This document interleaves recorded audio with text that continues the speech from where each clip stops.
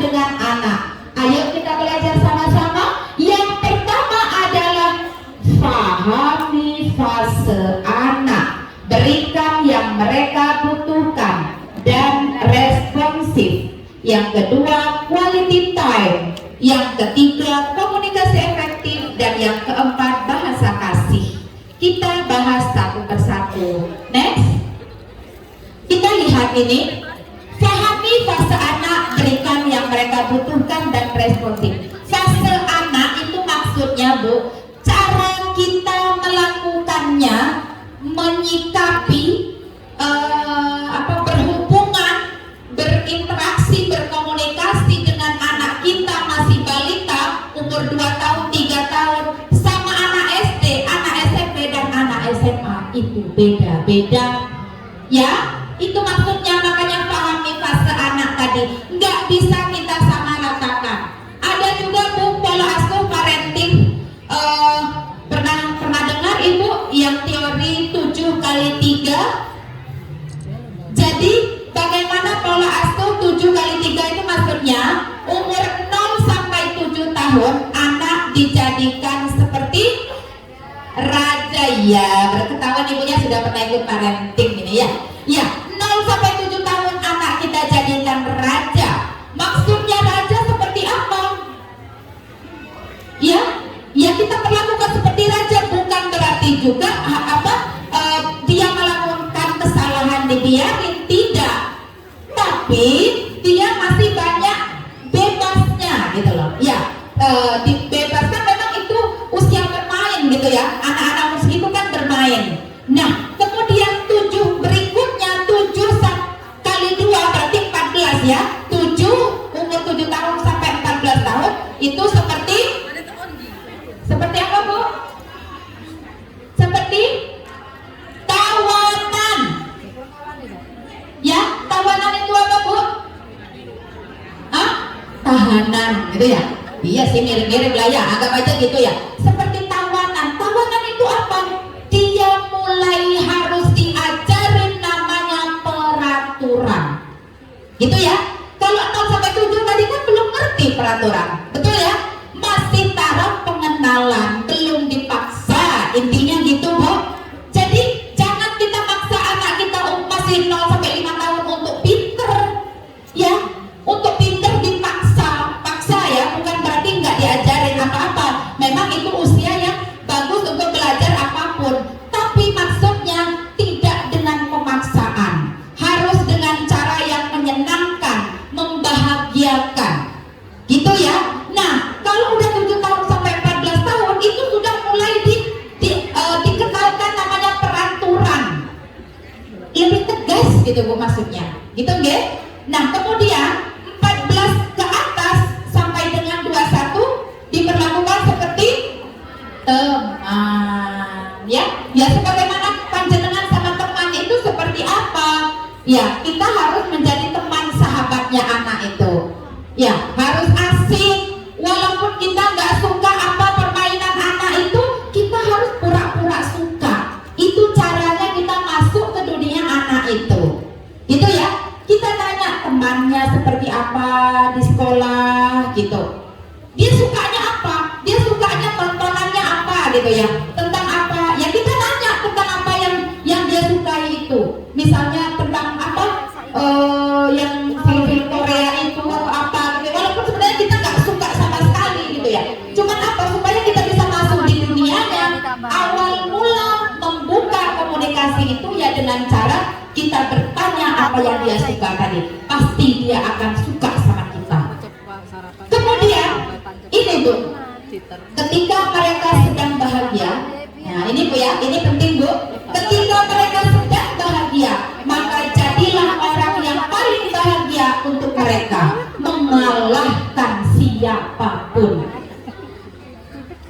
Ya, suatu hari kita sedang di dapur, masih goreng-goreng, masih pegang apa, Bu? Sutil ya namanya ya. Assalamualaikum, Bunda.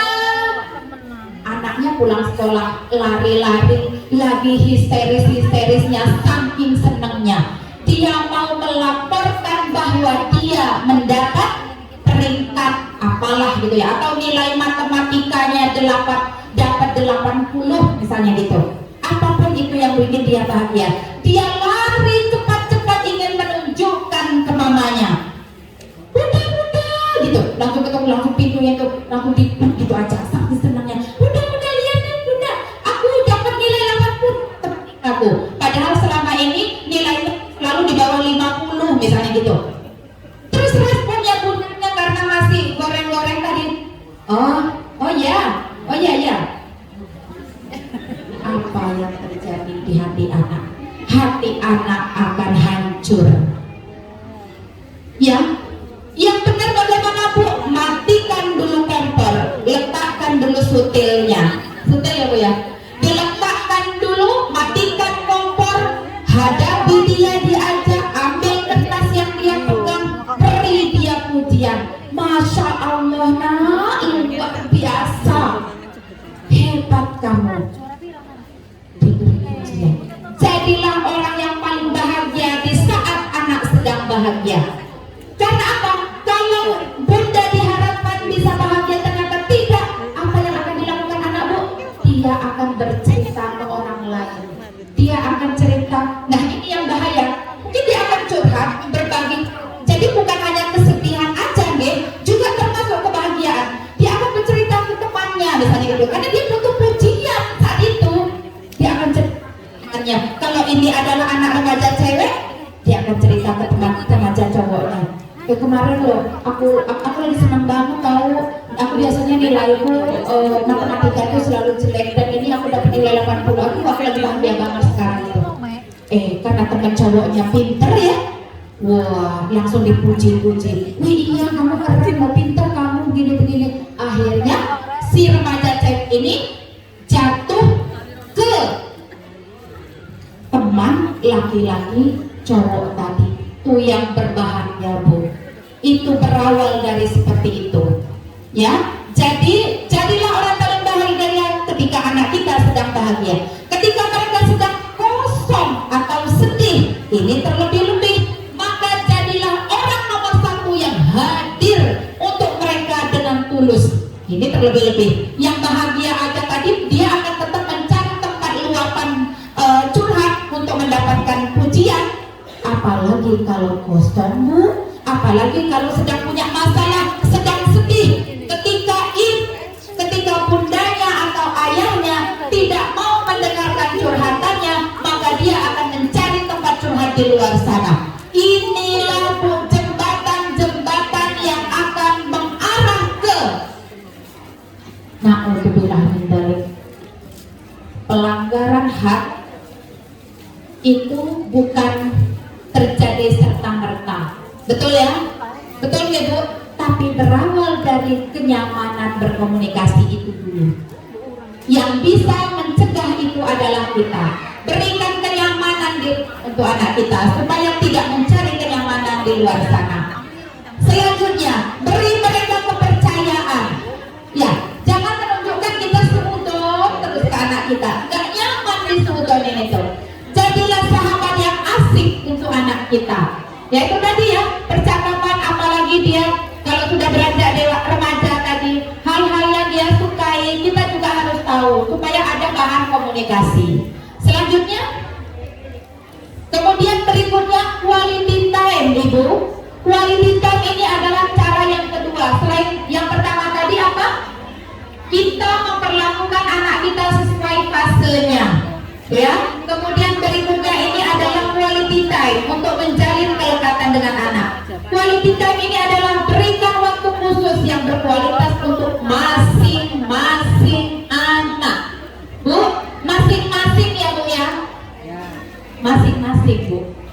Kalau anaknya 3, berikan quality time masing-masing memang. Kalau mau efektif memang seperti itu.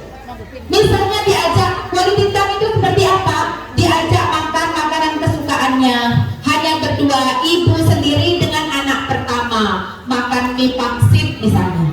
Habis diajak makan, baru panjenengan nasihat.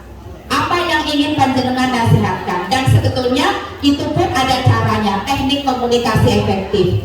Kemudian anak kedua, di waktu yang berbeda, yang berbeda. Karena apa? Kalau dikumpulin Bu, mereka nggak akan jujur keluar unek-uneknya itu loh. Jadi pada saat quality time itu bukan nasihat satu arah maksudnya ya, tapi diajak bercerita. Apa yang bisa diceritain, mau kesan, mungkin ada yang mau dicurhatin, ada yang mau disampaikan ke Bun. Kalau dia sendiri, insya Allah akan keluar semua.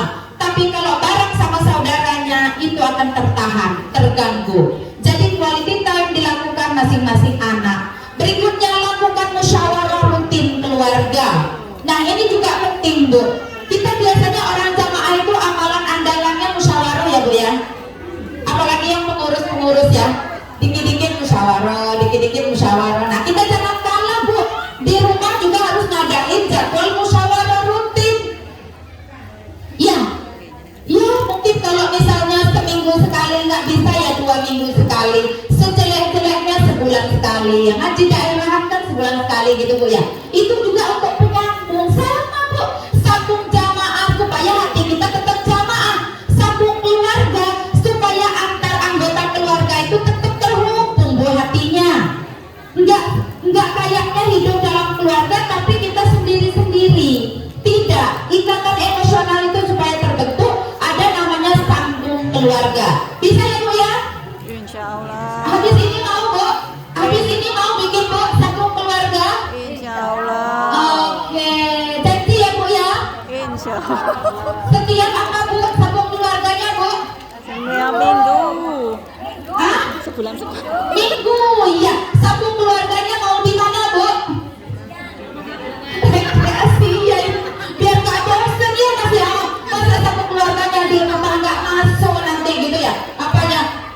Ya monggo. Tapi rekreasi itu juga lihat-lihat ya, maksudnya akhirnya kita menikmati yang alam tadi, yang hati tadi juga dipikirkan. Ada momennya juga dibuat momen sambung keluarganya. Maksudnya ini siapa yang menjadi imamnya? Ya ayahnya, gitu ya.